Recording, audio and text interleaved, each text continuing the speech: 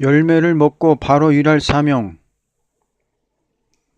창세기 1장 27절에서 29절, 2장 15절에서 19절. 하나님께서 천지를 창조하실 때 열매를 맺는 나무를 만드시고 그 열매를 먹고 일을 하라는 사명을 당신의 형상대로 지은 사람에게 맡기셨다. 하나님께서 이렇게 하신 것은 사람이 바로 행함으로 당신의 뜻을 이루는 동시에 당신의 가장 기뻐하는 소원을 이루려고 하신 것이다. 조물주 하나님의 소원이라는 것은 당신의 형상대로 지음을 받은 사람이 길이길이 복을 누리는 것이며 당신과 동고동락하는 사람들을 많이 나게 하여서 그들을 통하여 영광을 받기도 하시며 당신의 영광을 그들에게 주기도 하시는 것이다. 이제 열매를 먹고 바로 일할 사명에 대해서 다음과 같이 말한다. 1. 하나님께서 원하시는 나라를 이루어야 된다. 1장 27절에서 29절. 하나님이 자기 형상, 곧 하나님의 형상대로 사람을 창조하시되 남자와 여자를 창조하시고 하나님이 그들에게 복을 주시며 하나님이 그들에게 이르시되 생육하고 번성하여 땅에 충만하라. 땅을 정복하라. 바다의 물고기와 하늘의 새와 땅에 움직이는 모든 생물을 다스리라 하시니라. 하나님이 이르시되 내가 온 지면에 씨 맺는 모든 채소와 씨 가진 열매 맺는 모든 나무를 너희에게 주노니 너희의 먹을거리가 되리라. 하나님께서 원하시는 이상적인 나라와 사회를 이루는 것은 하나님의 형상대로 지음을 받은 사람이 마땅히 행하여야 할 직분이며 큰 축복을 받을 일이 된다. 인류 역사상 많은 나라가 있었지만 이상적인 국가와 사회를 이루지 못한 것은 열매를 먹으면서도 사람들이 자기 해야 할 사명을 바로 하지 못한 원인이다. 모든 식물은 사람에게 먹을 수 있는 양식을 공급하고 있건만은 오늘날 사람들은 그 열매를 먹고 자기의 사명을 하지 못하고 또 그 열매를 먹기 위하여 땀을 흘리는 일밖에는 할 줄 모르고 있다. 그러므로 열매를 먹고 바로 일할 사람이 열매를 먹기 위하여 노력하다가 죽고 만다는 것은 열매를 먹고 바로 일할 사람이 되지 못한 수치를 드러내는 것 뿐이다. 하나님께서 열매를 먹게 한 사람에게 생육하고 번성하여 땅에 충만하라, 정복하라, 다스리라고 하신 것은 이상적인 사회와 나라를 이루라는 것을 말한다. 사명이라는 것은 그 사람 자체가 먼저 완전한 인격을 가지게 되면 그 인격적인 열매로서 이상적인 나라를 이룰 수 있는 것이다. 첫째 아담이 범죄하였으므로 죄의 세상이 이루어졌고 둘째 아담 그리스도가 의를 행하셨으므로 거룩한 세상이 이루어지게 된다. 아담은 하나님의 형상대로 지음을 받았지만 그 형상대로 열매를 맺지 못하였기 때문에 첫 열매로 가인을 낳게 되어 하나님을 대적하고 의인을 죽이는 일이 있었다. 그러므로 그 씨가 땅에 편만하게 될 때 하나님께서는 홍수 심판으로 그들을 전멸시키고 말았던 것이다. 아담이 자기가 해야 할 사명을 하지 못하였으므로 그 열매는 심판의 대상자가 되는 악한 세상을 이루었던 것이다. 하나님께서 물로 세상을 심판하셨지만 아담이 선악과를 먹은 그 질적 타락으로 말미암아 또다시 불로 살라 없애버리는 심판을 할 수밖에 없게 된 것이 바벨론 세상이다. 이것을 본다면 한 사람이 사명을 바로 감당하지 못한 죄로 전 세계가 멸망을 받게 된 것을 알 수 있다. 그리고 그리스도 한 분이 사명을 바로 감당하신 의로 영원히 복을 누리는 나라가 이루어지는 것이다. 우리 사명이라는 것은 열매를 먹고 또 그 열매를 먹기 위하여 수고하는 것이 아니오. 열매를 먹은 사람으로서 거룩한 나라를 이루는 일과 그 나라에 들어갈 수 있는 사람을 많이 생육하는 일이라고 본다. 거룩한 사람이 될 때 거룩한 사람이 열매로 나타나고, 지혜로운 사람이 될 때 지혜로운 사람이 열매로 나타나고, 사랑의 사람이 될 때 사랑의 사람이 열매로 나타나는 것이 원칙이다. 하나님의 형상대로 이루어진 인격을 가지고 그 형상대로 이루어진 사람을 생육하고 충만케 하여 이 땅을 거룩한 사람으로 정복케 하고 다스리게 하는 것은 열매를 먹고 사는 사람이 해야 할 사명이라는 것이다. 만일 어떤 지도자가 사람을 지도할 때 바로 가르치지 못하고 억지로 자기 주관을 내세우면서 사람을 노예화시킨다면 이것은 악한 행동이라고 본다. 어떤 목사가 강단에 서서 설교할 때 그곳에 모인 모든 사람들이 다 마음이 깨끗해지고 평화로워지고 사랑의 불이 타게 된다면 열매를 먹고 사명을 바로할 수 있는 인격을 가졌다고 볼 수 있다. 그러나 어떤 목사가 강단에 서서 설교할 때 오히려 그곳에 모인 사람들의 마음이 복잡해지고 말씀이 혼선되고 사랑이 식어지고 만다면 이 설교자는 열매를 먹고 또 그 열매를 먹기 위하여 일하는 삭군에 불과한 사람이라고 본다. 2. 하나님께서 원하시는 가정을 이루어야 함. 2장 15절에서 19절. 여호와 하나님이 그 사람을 이끌어 에덴 동산에 두어 그것을 경작하게 하며 지키게 하시고, 여호와 하나님이 그 사람에게 명하여 이르시되 동산 각종 나무의 열매는 내가 임의로 먹되 선악을 알게 하는 나무의 열매는 먹지 말라. 내가 먹는 날에는 반드시 죽으리라 하시니라. 여호와 하나님이 이르시되 사람이 혼자 사는 것이 좋지 아니하니 내가 그를 위하여 돕는 배필을 지으리라 하시니라. 여호와 하나님이 흙으로 각종 들짐승과 공중의 각종 새를 지으시고 아담이 무엇이라고 부르나 보시려고 그것들을 그에게로 이끌어 가시니 아담이 각 생물을 부르는 것이 곧 그 이름이 되었더라. 하나님께서는 사명자에게 돕는 사람이 있는 것을 원하신다. 하나님께서는 홀로 있는 것을 원치 않으시고 홀로 일하는 것을 원치 않으시고 당신과 의합된 사람을 택해서 쓰심으로 당신도 영광을 받으시고 의합된 사람에게 영광을 주기도 하시는 것이다. 이와 같이 사명을 맡은 자에게도 돕는 짝을 주어서 사명자가 영광을 누리는 동시에 돕는 자도 같이 영광을 누리게 하신다. 그러므로 하나님께서는 당신과 사명자가 일체가 되는 것 같이 사명자와 일체가 되는 사람이 있어서 한 단체를 이루는 것을 기뻐하시는 것이다. 하나님께서 천지를 창조하시고 사람을 지을 때 아담이 홀로 있는 것을 기뻐하지 않으시고 돕는 배필을 지어 함께 살게 하셨다. 이것은 부부에 관한 것만을 뜻한 것이 아니오 거룩한 나라를 이루기 위한 사명자에 대한 것을 뜻한 것이다. 지금 이 세상의 부부라는 것은 거룩한 씨를 내는 것보다도 악한 씨를 많이 내고 있다고 본다. 왜냐하면 아담 하와가 질적 타락이 되었으므로 그 피를 받은 부부는 타락한 사람을 생육하기 때문이다. 그러므로 바울은 가정의 부부 생활도 예수님은 신랑이요 우리는 신부가 된 것처럼 되어야 한다는 것을 역설했던 것이다. 지금 아무리 큰 사명을 가진 자라도 그를 돕는 사람이 없다면 그 사명을 도저히 감당할 수가 없는 것은 사실이다. 그러므로 왕권 반열이 이루어지는 것은 큰 사명을 맡은 자와 그 사명을 돕는 자로 되는 것이다. 이와 같이 사명자의 결합으로 왕권의 영광을 누리게 하는 것이 하나님께서 원하시는 뜻이다. 가정이라는 것은 사명을 위한 것이다.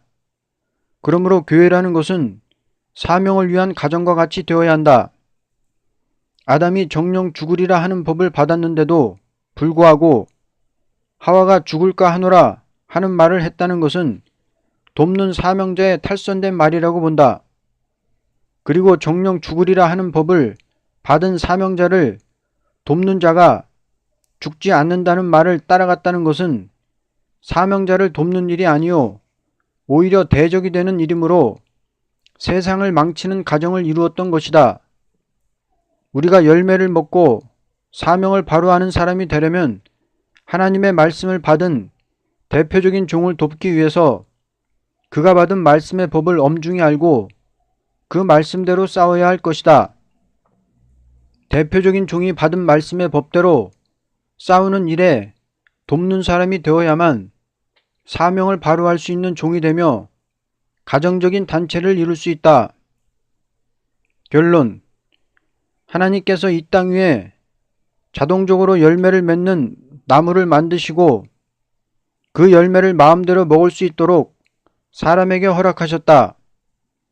이 열매를 먹는 사람으로서 사명을 바로할 때 생명과를 먹고 생명수를 마시고 영생할 몸이 되어 세세 왕권을 받아가지고 영광을 길이길이 누리게 하는 것이 하나님의 소원인 것이다. 기운이 지난 야곱과 세임을 받은 야곱. 창세기 49장 33절, 이사야 40장 27절에서 31절. 하나님께서 아브라함에게 언약을 세울 때 내 씨로 말미암아 모든 족속이 복을 받으리라고 하셨다. 그리고 시련 끝에 아브라함에게 이삭을 주셨던 것이다. 이삭이 에서와 야곱을 낳게 되었는데 하나님께서 모태로부터 에서는 택하지 않고 야곱을 택하셨다. 그러므로 야곱이 이스라엘 왕국을 이루어 거기서부터 참된 하나님의 말씀이 나타났는데 이것이 세계를 구원하는 복음이 된 것이다. 모태로부터 택함 받은 야곱이 이스라엘 왕국을 이룬 것은 앞으로 하나님의 택함을 받은 자들로 말미암아 지상 왕국이 이루어질 것을 뜻했다. 그러므로 오바댜 선지가 인간 종말의 심판을 받을 자는 에서요 구원을 받을 자는 야곱이라는 것으로 묵시를 보았던 것이다. 아무리 아브라함의 씨지만 택하지 않는 자는 버림을 당하게 되고 택함을 입은 자만으로 영원한 왕국이 이루어진다는 것을 증거로 보여준 것이다.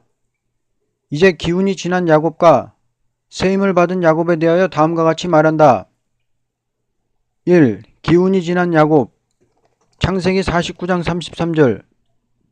야곱이 아들에게 명하여 마치고 그 발을 침상에 모으고 숨을 거두니 그의 백성에게로 돌아갔더라. 야곱은 모태로부터 택함을 입었으므로 하나님의 축복을 위하여 싸우는 생활을 하게 되었다. 이것은 어떠한 도덕과 의식을 따라서 된 것이 아니오 모든 것을 초월해서 싸운 것이다. 야곱이 자기 형인 에서에게 팥죽 한 그릇의 장자의 기업을 사겠다는 것은 인간 도덕으로는 너무나 어긋난 일이다. 왜냐하면 도덕적으로는 용납할 수가 없는 일이기 때문이다. 배고픈 형을 앞에 놓고 장자의 기업을 팔면 팥죽을 준다는 것은 사람이 볼 때 너무나 부도덕한 일이다. 그러나 이것은 어떠한 명예심보다도 장자의 축복을 갈망하는 마음에서 나온 말이다. 하나님께서 아브라함에게 내 씨로 말미암아 천하의 모든 족속이 복을 받는다고 하신 말씀을 생각할 때 야곱은 장자가 아니므로 그 사명을 못한다는 것을 항상 분하게 여겼던 것이다. 에서는 자기로 말미암아 천하의 모든 족속이 복을 받게 된다는 것을 경홀히 생각을 했고 야곱은 그것이 가장 큰 축복이며 가장 큰 일로 생각했다. 그러므로 야곱은 인간이 볼 때 도덕을 떠난 말을 하였지만 가장 불타는 신앙심을 가졌다고 본다. 그리고 형이 받을 축복을 자기가 받겠다고 염소의 가죽을 몸에 두르고 눈이 어두운 이삭 앞에 갔다는 것은 아버지를 속이는 행동이다. 자기 형인 에서가 털이 많으므로 털이 없는 자기 몸에 염소의 가죽을 둘러 아버지를 속였던 것이다. 이것은 인간이 볼 때 못된 자식의 행동 같지만 에서가 장자의 기업을 야곱에게 판다고 약속을 했기 때문에 아버지를 속인 것이 아니오 축복을 받기 위하여 비밀을 지킨 것이다. 한 번 하나님 앞에 약속한 것은 비밀을 지켜서라도 그 일을 진행해야만 된다.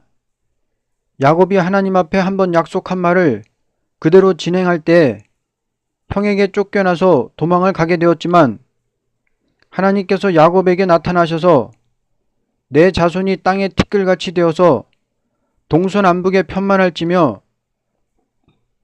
땅의 모든 족속이 너와 내 자손을 인하여 복을 얻으리라 말씀하셨다. 에서는 인간 앞에는 야곱보다도 이해가 많고 활발스러운 것 같지만 하나님 앞에는 큰 과오를 범하게 되었다. 첫째는 장자의 기업을 야곱에게 판다고 맹세한 일이요. 둘째는 그 맹세대로 진행을 하는 야곱을 죽이고자 한 일이다. 하나님의 종이 되려면 하나님 앞에 한번 맹세한 일은 그대로 진행해야만 되는 것이다. 그리고 야곱은 축복을 받기 위해서 혼혈을 하지 않으려고 14년 동안이나 라반의 집에서 봉사한 일이 있었다.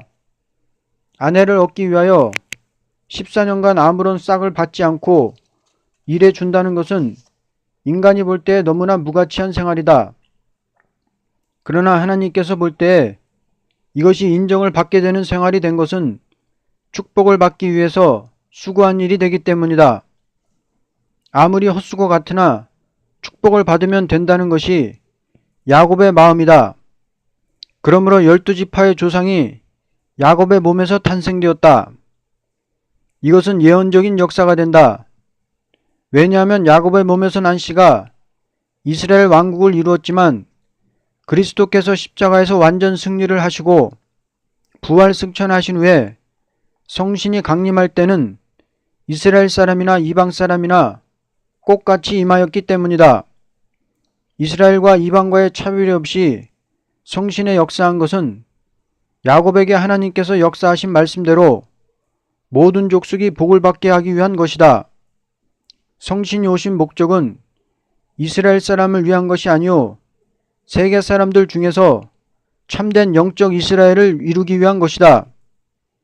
그러므로 야곱은 12아들에게 축복의 말을 하고는 기운이 지나여 지면서 세상을 떠나고 그 몸은 흙으로 돌아갔다. 그러나 오늘날 기독교는 흙으로 돌아가는 야곱이 될 때가 아니다. 흙으로 돌아가지 않는 야곱이 되어야만 야곱에게 약속하신 하나님의 말씀대로 지상왕국을 이루게 될 것이다. 2. 세임을 받은 야곱 이사야 40장 27절에서 31절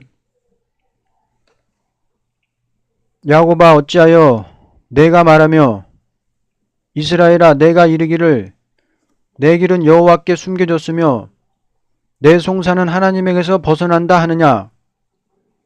너는 알지 못하였느냐 듣지 못하였느냐 영원하신 하나님 여호와 땅끝까지 창조하신 이는 피곤하지 않으시며 곤비하지 않으시며 명철이 한이 없으시며 피곤한 자에게는 능력을 주시며 무능한 자에게는 힘을 더하시나니 소년이라도 피곤하며 곤비하며 장정이라도 넘어지며 쓰러지되 오직 여호와를 앙망하는 자는 새 힘을 얻으리니 독수리가 날개치며 올라감 같을 것이요 다른 박질하여도 곤비하지 아니하겠고 걸어가도 피곤하지 아니하리로다. 기독교의 이날까지 역사는 야곱과 같이 기운이 지나여지면서 몸은 흙으로 돌아가고 영혼은 하늘나라에 가는 것이다. 오늘날 온 세계 만방에 교회가 확장된 것은 주님께서 동서로부터 많은 사람이 아브라함과 이삭과 함께 천국에 앉으리라 하는 말씀이 이루어지는 천국복음 운동이다. 이것은 이방의 빛이 되는 역사이다.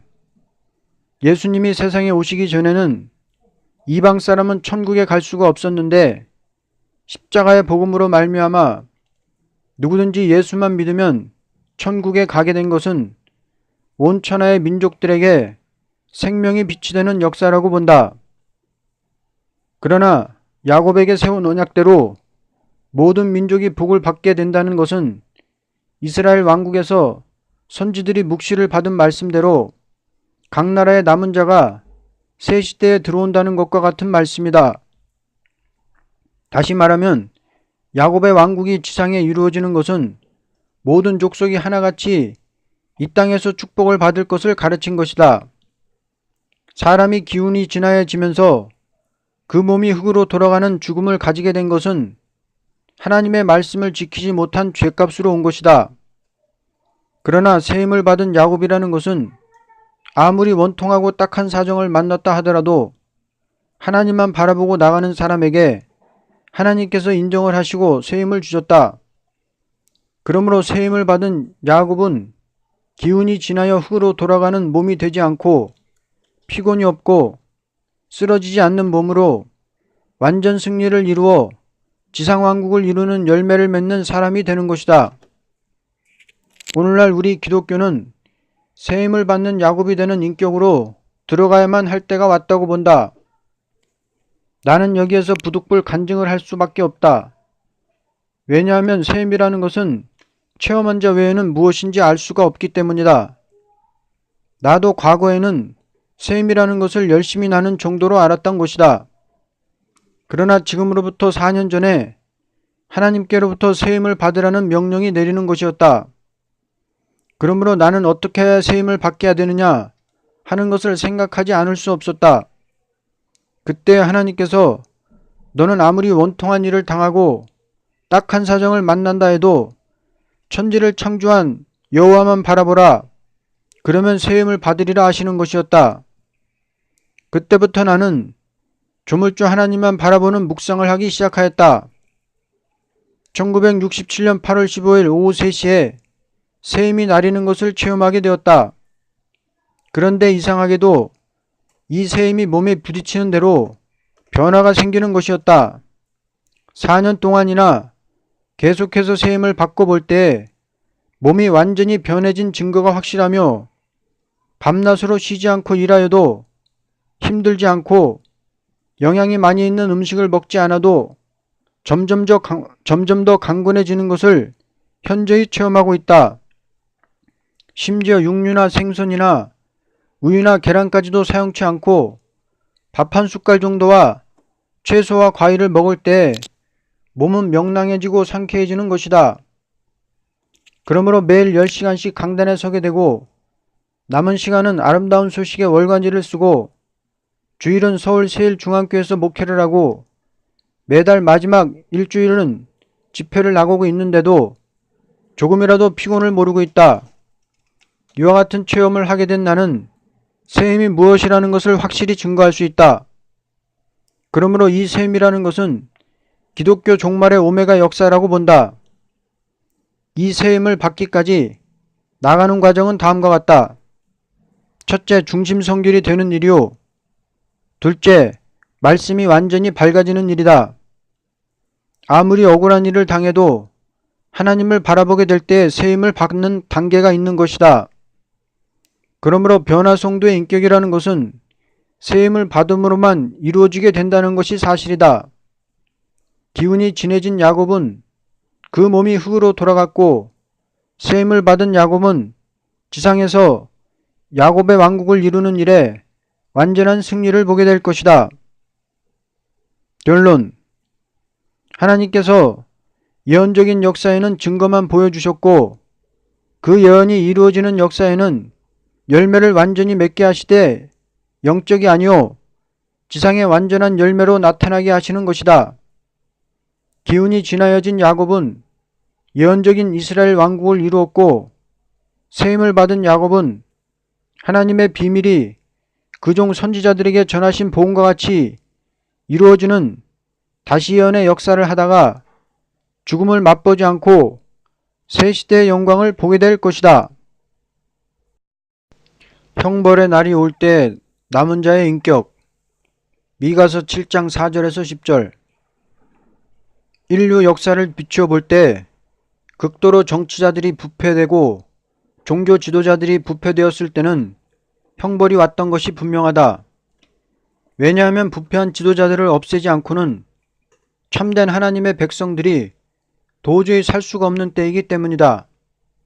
그러므로 하나님께서는 당신의 백성을 아끼기 위하여 부패한 지도자들을 없앴던 것이다. 오늘 본문의 말씀은 인류 종말의 지도자들이 극도로 부패되어 하나같이 서로 뭉쳐짐으로 옳은 양심을 가진 사람이 그 아래에서 도저히 살 수가 없게 될 때 형벌의 날이 오게 되며 이때 어떠한 자가 남아서 승리하게 된다는 것을 가르쳤다. 이제 형벌의 날이 올 때 남을 자의 인격을 본문을 들어서 증거한다. 1. 가까운 사람이라고 무조건 믿지 않아야 된다. 5절 상반절.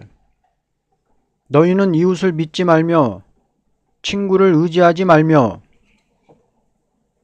앞으로 우리가 완전한 인격을 보존해 나가기 위해서는 아무리 가까운 친척이요 친구라 하여도 무조건 믿어서는 안 된다. 왜냐하면 우리 앞에는 너무나 악한 시대가 닥쳐오기 때문이다.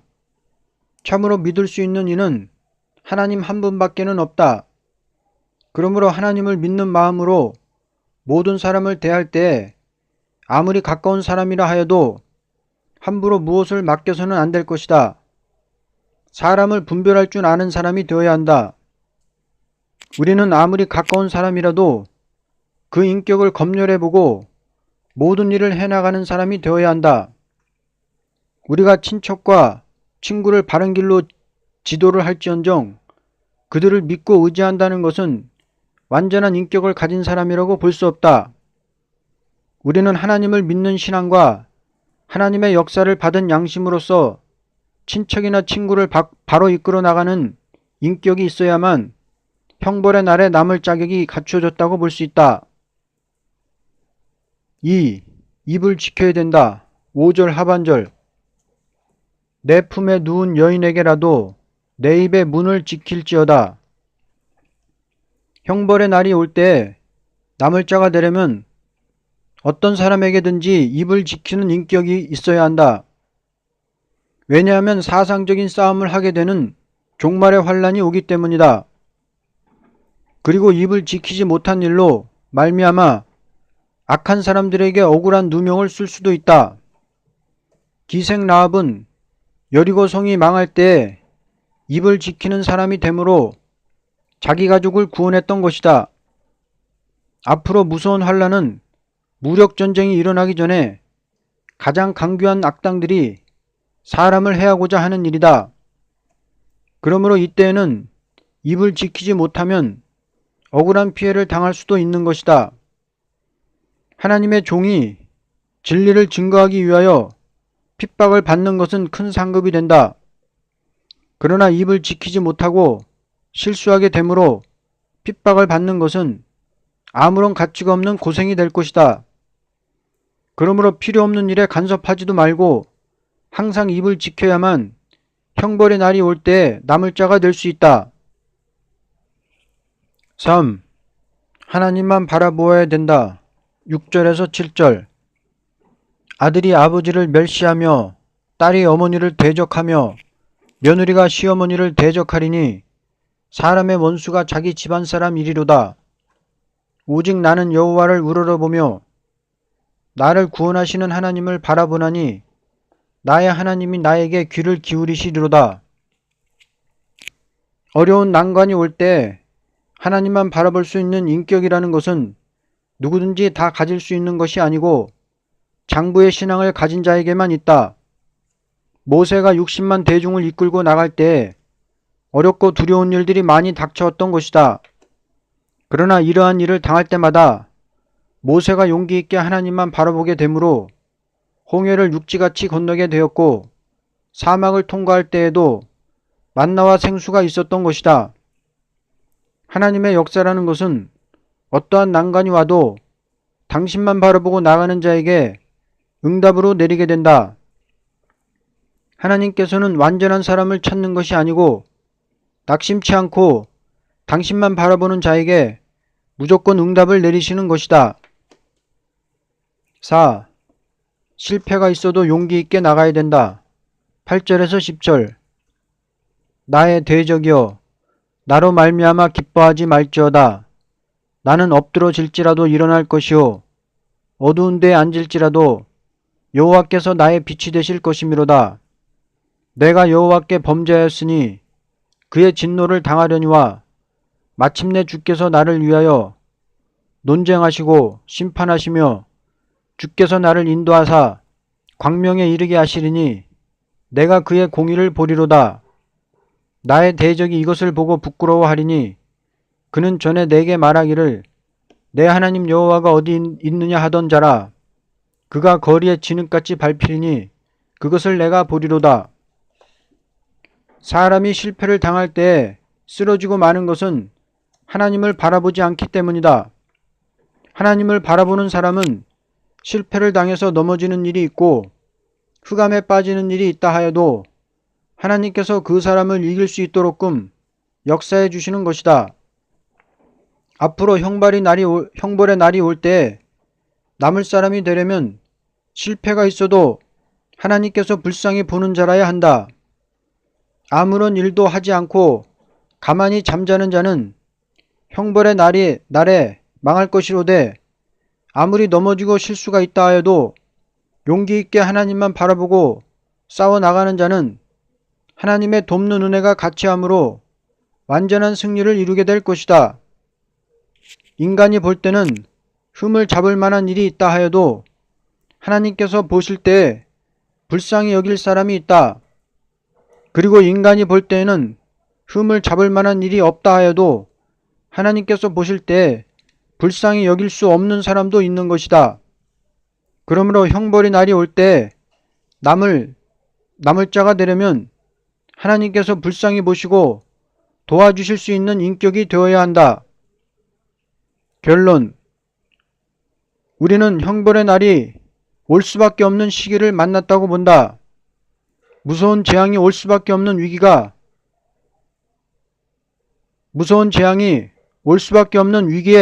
우리가 처해 있지만 자아의 인격 하나를 바로 세워 나갈 때 완전 승리를 이루는 열매가 될 것이다. 아멘.